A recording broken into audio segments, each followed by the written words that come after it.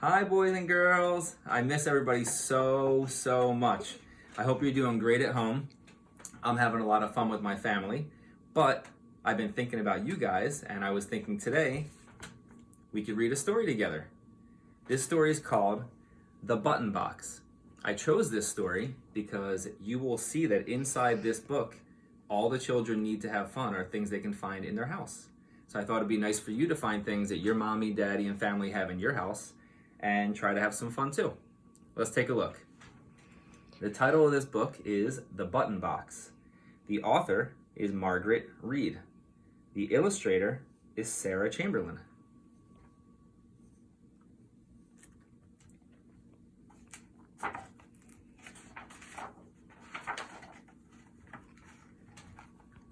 My grandma has a special box. I like to play with what's inside.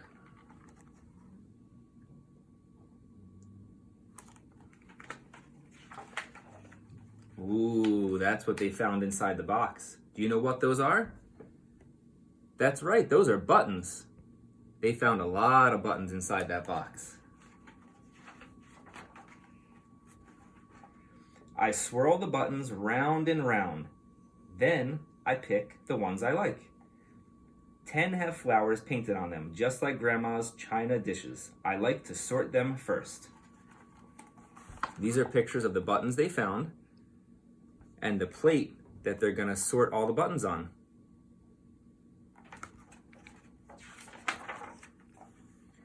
Next, I look for sparkly buttons. I pretend they're jewels that once belonged to kings and queens and movie stars. Some buttons are covered with cloth, satin, velvet, or corduroy. They make me think of fancy clothes.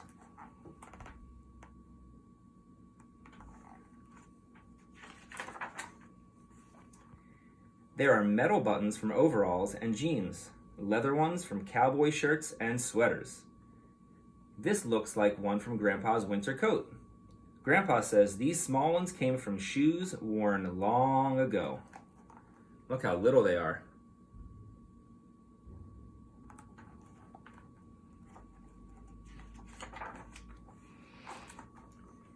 Next, I sort the shiny buttons that come from uniforms. I line them up like marchers in a big parade. The one with the eagle I call Mr. President.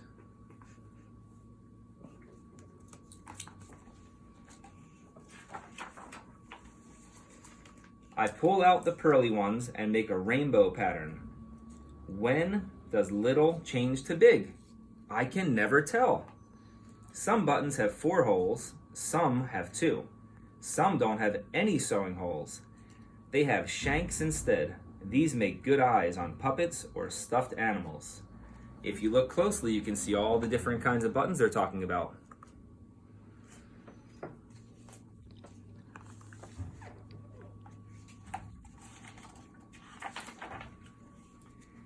Sometimes when Grandma sorts with me, we play a special game. We stir the buttons, shout, shut our eyes, and then we each take one. Grandma asks, "Are they alike?" Mine is wooden, so is hers.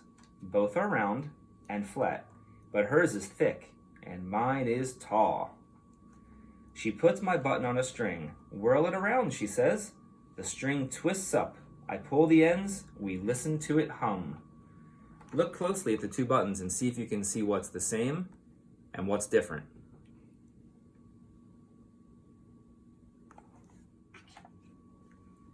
Grandma tells me what some buttons used to be. Some were seashells, some were even sand. Big furnaces heat the sand until it melts. When it cools, it's glass. Wooden buttons come from the trees. Deer shed their antlers every winter and grow new ones in the spring. I like the buttons made from their old horns.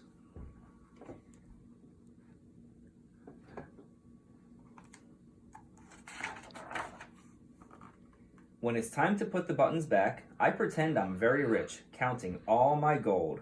I like to feel the buttons, then the bumpy and the smooth. I like the way they sound, clickety-tappity, falling through my fingers one by one into the box.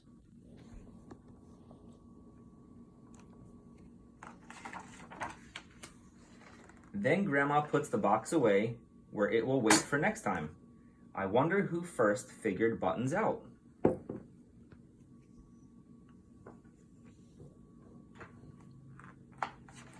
The end. Boys and girls, thank you so much for sitting nicely and listening to our story called The Button Box. My daughter just passed me a huge container of buttons that we found in our house.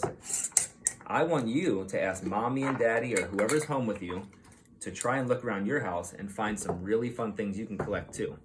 Can you count how many holes this button has? Look really close. That's right, it has 2. Let's count together. 1, 2. Now I'm gonna put this back where I found it. I'm gonna put the lid on it so I don't lose anything. And I'm gonna give it back to my daughter so she can keep it somewhere special. Thank you guys so much for listening today. I'm gonna make another book for you tomorrow. I miss you, I love you, and I hope you're having fun.